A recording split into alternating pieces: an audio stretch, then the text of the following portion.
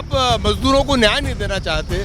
कोर्टों के अंदर भी जिस तरह के सांप्रदायिक माहौल हो गए हैं, जिस तरह से वकीलों की शकल और जाति और नाम देखकर आप फैसले कर रहे हैं, इससे पूरे के पूरे देश की जो न्याय व्यवस्था है वो चरमरा रही है। आप तो अभी लेटेस्ट विधानसभा का चुनाव देख लें साहब, है इन्होंने घोषणा की कि 450-500 रुपये में सिलेंडर देंगे। कहाँ है सिलेंडर साहब? अब सरकार मध्य प्रदेश में आपकी बीजेपी की और सेंट्रल में भी बीजेपी की है। एमएसपी किसानों पे आप जो है सरिये गाड़ रहे हो, गोली चला रहे हो, अश्रु गैस चला रहे हो। सारी परिस्थितियों के बाद भी किसानों की एमएसपी नहीं सुन रहा है। अभी पटना में ओले गिरे, किसान बर्बाद हो गया बिल्कुल है, लेकिन अभी तक कोई सर्वे चालू नहीं हुआ। आज अगर कोई मुलजिम पकड़ा जाता है, अगर वो मोमेडियन है, तो तुरंत उस पर सीधे गिरफ्तारी हो गई, बुलडोजर चढ़ गया। बुलडोजर कौन से कानून में है? अगर यही तो फिर अदालतें बंद कर दी जाए। आप शिक्षा पे, बेरोजगारी पे, एजुकेशन पे क्यों नहीं बात करते? पहले की सरकारें संविधान के अनुसार चलती थी, आज की सरकार संविधान को ताक में रखकर चलती। युवाओं के साथ जो अन्याय हुआ ना, उसको कोई नहीं देख रहा। चाहे केंद्र सरकार हो, राज्य सरकार हो। आप पार्टी इकोनॉमी की बात करते हो, आप इकोनॉमिक सुधार देते, लेकिन किसको?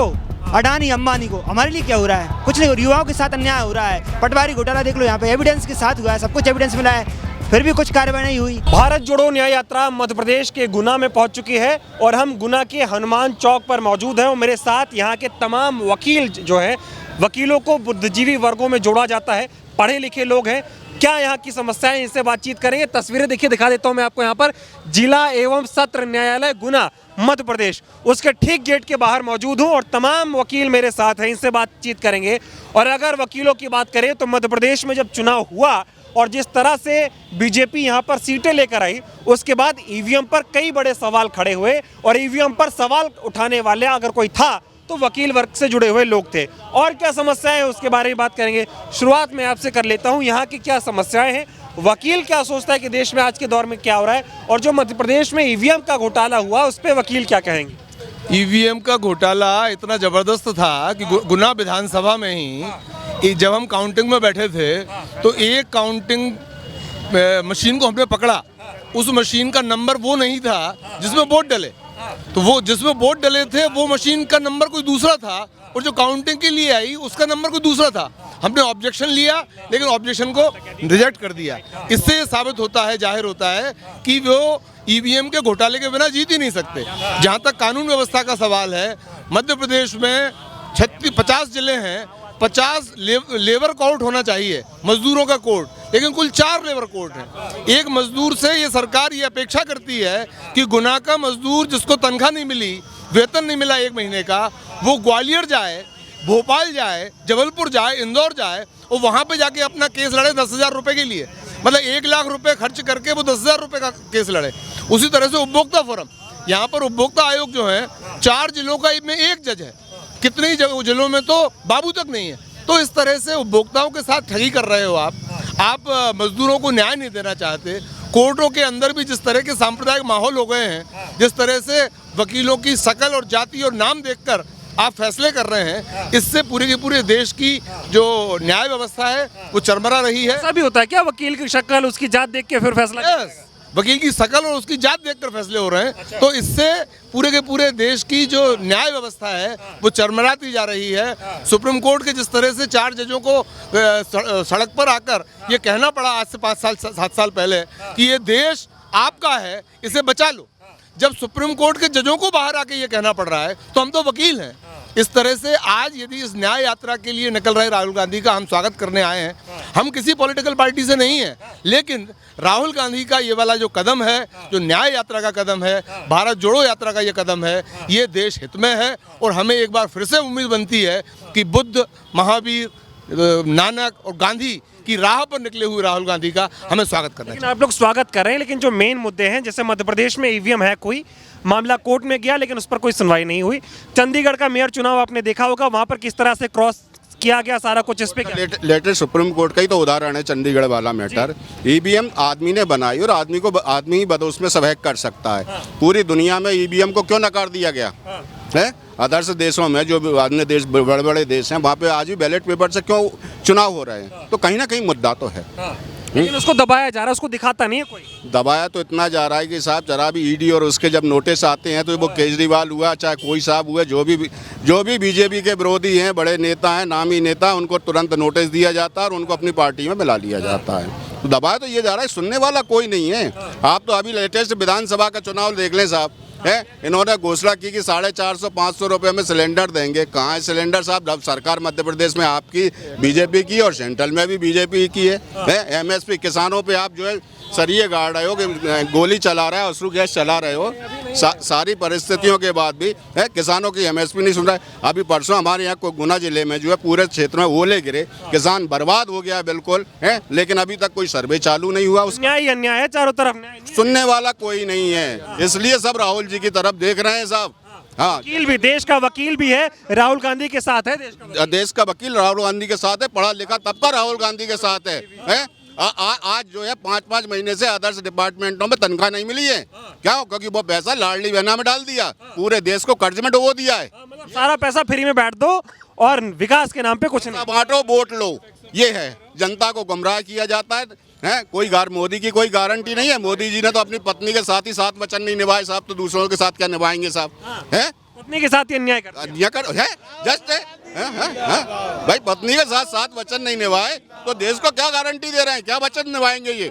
लेकिन वकीलों ने क्या ठाना है? देश के वकीलों ने मेरा सिर्फ एक चीज़ कहना है कि इस देश में जो अभी लीगल चीज़ के लिए आप पूछ रहे थे, एक जो मीडिया ने इतना ख़राब माहौल खड़ा करा है कि जब भी जैसे अगर पास्को एक्ट में कोई ट्रायल होती है, कोई मुलजिम पकड़ा होता है, वो कोर्ट तक नहीं पहुंच पाता और मीडिया उसको आरोपी सिद्ध कर देती है। कहीं ना कहीं इस मीडिया ट्रायल का इफेक्ट जजमेंट पे पड़ता है, एक बात। दूसरी बात यह है कि आज अगर कोई मुलजिम पकड़ा जाता है, अगर वो मोमेडियन है, तो तुरंत उस पर सीधे गिरफ्तारी हो गई, बुलडोजर चढ़ गया। बुलडोजर कौन से कानून में है? अगर यही तो फिर अदालतें बंद कर दी जाए, पहले ही न्याय दे दिया जाता है, ले दिया जाए, अदालतें बंद कर दी जाना चाहिए ना। तो जो ये जातिगत रूप से जो भेदभाव हो रहा है, तो लीगल को लीगल रहने दो, कानून को। लेकिन कानून को कौन मान रहा है? सब कुछ इशारे पे हो रहा है, सरकार के इशारे पे हो रहा है। प्रधानमंत्री जी ने जो बोल दिया वो पत्थर की लकीर हो गई, उसके बाद कोई न्याय तो है ही नहीं। राज्य सरकारें खुद के पावर से नहीं चल रही, वो सीधे केंद्र से चल रही हैं। अब आते से ही जो फैसले आना चाहिए थे आपके ऑर्डर, वो ना आकर ऐसे आते हैं कि मांस मच्छी खुले में नहीं बिकेगा। आप शिक्षा पे, बेरोजगारी पे, एजुकेशन पे क्यों नहीं बात करते?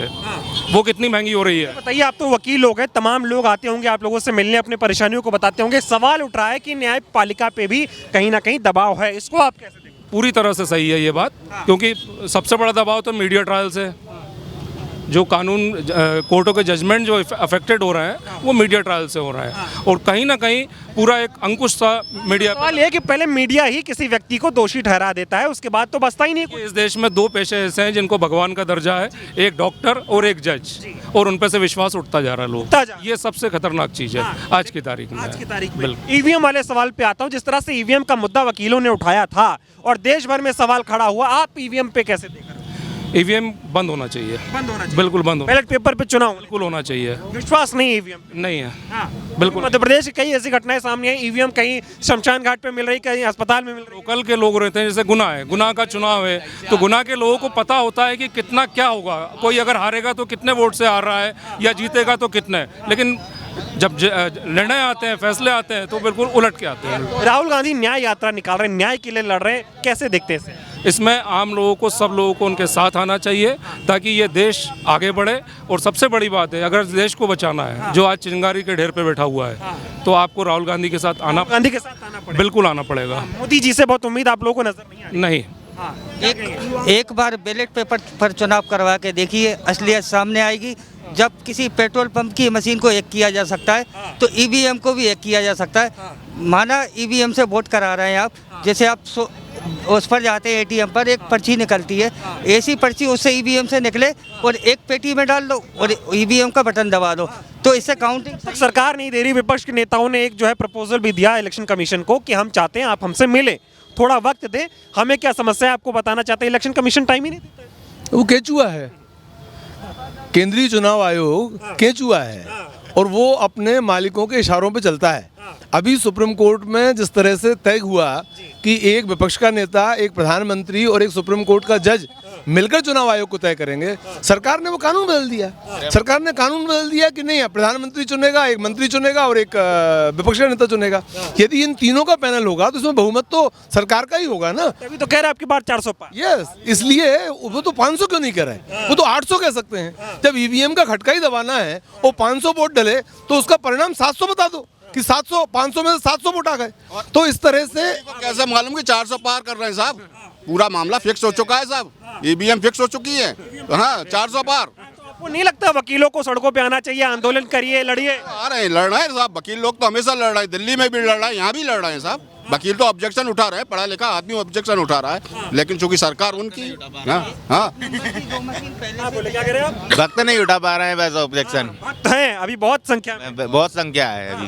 क्या लग रहा है, क्या दिक्कतें हो रही है? किसी सरकार ने कुछ नहीं किया। दिक्कतें क्या हो रही है वकीलों के लिए? क्या होना चाहिए? पट्टी बांध दी है जनता की आंखों पे भक्तों ने। मतलब देखा जाए तो ने मोदी जी ने, मोदी क्या कहें हम सब तो पता है सबको। जी सर, कुछ अन्याय नहीं हो पा रहा है। न्याय कहाँ हो पा रहा है जी? सबके सामने तो है श्रीमान। वकील तो न्याय दिलाते हैं, कोर्ट न्याय दिलाता है, आप लोग भी बेचैन परेशान। पर बहुमत इतना है ना सर भक्तों का कि उनकी पट्टी से ना आम जनता वो पर्दा नहीं हटा पा रही है। 20 साल से protection act, advocate protection act की मांग कर रहे हैं। आज तक सिर्फ आश्वासन दिया है। शिवराज सिंह जी ने भी आश्वासन दिया और अभी नई सरकार बनी, ये भी आश्वासन देते हैं। चुनाव के पहले आश्वासन देते थे, आज तक लागू नहीं किया। वकील क्या चाहते हैं? वकील चाहते हैं न्याय मिले लोगों को, और वकील तो ये चाहते हैं न्यायपालिका में सुधार हो, अच्छी व्यवस्था हो, अच्छा न्याय, जनता को पूर्ण न्याय मिलना चाहिए। जनता न्याय की हकदार है, उसको अपना उसका हक मिलना चाहिए।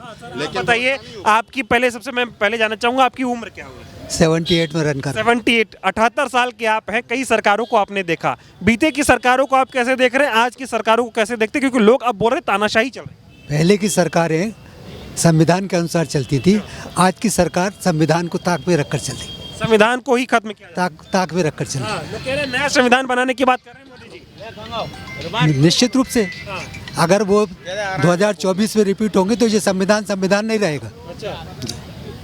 संविधान बदलने की बात हो रही है यहाँ पे। संविधान बदलने की बात हो रही है। ये लोग हिंदूवादी लोग हैं, मनुस्मृति को लाना चाहते हैं वापस से। ये 4 व्हीलर की जगह बैलगाड़ी पे आना चाहते हैं, पैंट कोट की जगह ये वापस धोती कुर्ता पे आना चाहते हैं। ये क्या चाहते हैं ये पता ही नहीं है। असल में ये देश को आगे बढ़ाना चाहते हैं या पीछे ले जाना? तो रहे मैं विकास कर रहा हूँ, विकसित भारत की बात कह रहे 2047 में मोदी जी बना देंगे। नहीं तो 10 साल में क्या किया उन्होंने? एक भी शिक्षण संस्थान नहीं बनाया, एक भी IIM नहीं बनाया, एक भी एम्स नहीं खोला। सिर्फ और सिर्फ मंदिर और मस्जिद से ये देश तय नहीं होता है। मंदिर और मस्जिद आपकी निजी आस्था का मामला होता है। इस देश को कैसे देखना चाह रहे हैं? हम इस देश को संविधान के मुताबिक धर्मनिरपेक्ष देखना चाहते हैं, समाजवादी देखना चाहते हैं। हम न्याय, समतामूलक न्याय की स्थापना करना चाहते हैं और हम लोकतंत्र देखना चाहते हैं। ईवीएम पे वोट चाहते हैं? ना, ईवीएम पे वोट नहीं चाहते, क्योंकि ईवीएम को हैक किया जा सकता है। मेरी घड़ी में 12 घंटे बचते हैं, 24 घंटे बचते हैं, मैं उसे मैनिपुलेट करके 36 घंटे बजा सकता हूँ। तानाशाही हो रही है आज के। पूरी तरह से तानाशाही है। आप जबान खोल के देखो, आप अंदर बैठे होगे, अभी जेल में होगे। आपने अगर किसी चीज़ का विरोध किया तो आपके ऊपर तमाम केस लग जाएंगे, आपको जेल के अंदर डाल दिया जाएगा। आप विरोध नहीं कर सकते। मुझे लगता है आप तो वकील हैं, तमाम लोग ऐसे आते होंगे, बीजेपी वाले सोशल मीडिया पे कुछ लिख दें, उनसे कुछ नहीं होता। कांग्रेस का या किसी विपक्ष की पार्टी के लोग सोशल मीडिया पे लिखे तो उन पे कार्रवाई, FIR। कह रहा हूँ ना, विरोध हो रहा है। अगर आप विरोध करेंगे तो आपके ऊपर केस लाद दिए जाएंगे। लोकतंत्र खत्म हो गया। बहुत धन्यवाद आप सभी का हमसे बात करने के लिए। तो देखिए सर, मैं युवाओं की बात करना चाहता हूँ।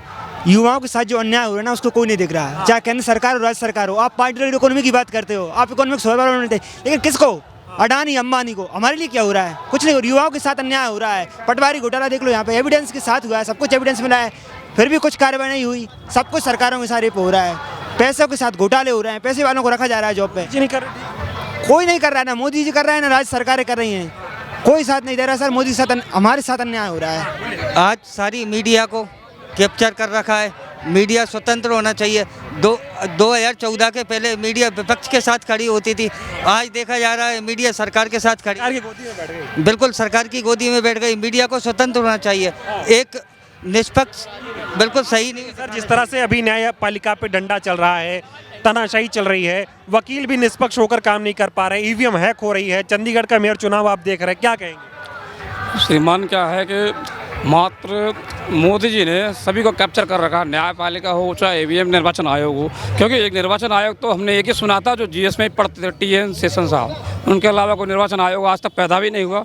सिर्फ मात्र कैप्चर कर रखा उन्होंने, निर्वाचन आयोग को भी कर रखा और न्यायपालिका भी कर चाहते सरकार बदलना चाहिए। ठीक है, बहुत धन्यवाद। तो देखिए तमाम वकील यहाँ पर एक बार और दिखा देता हूँ आपको, ये इकट्ठा हुए हैं और ये किसी पार्टी के नेता नहीं है, ये किसी पार्टी का वकील नहीं है, तो तमाम वकील लोग हैं। इन्होंने ईवीएम के मुद्दे पे बात कही, क्योंकि जब मध्य प्रदेश में चुनाव हुआ उसके बाद पूरे देश में ईवीएम का मुद्दा उठाया गया था, वकीलों ने ही उठाया था। ईवीएम की लड़ाई अभी भी ये वकील लड़ रहे हैं और राहुल गांधी जैसे न्याय की बात कर रहे हैं, बिना वकीलों के न्याय नहीं मिलने वाला है। ऐसे में यह वकील भी राहुल गांधी के साथ है, इन्होंने भी संकल्प ले लिया है कि जैसे राहुल गांधी चल रहे हैं वैसे ये भी चलेंगे, देश की जनता को न्याय दिलाएंगे, तानाशाही का अंत करेंगे और लड़ेंगे जब तक न्याय नहीं मिल जाता है। न्याय का हक मिलने तक।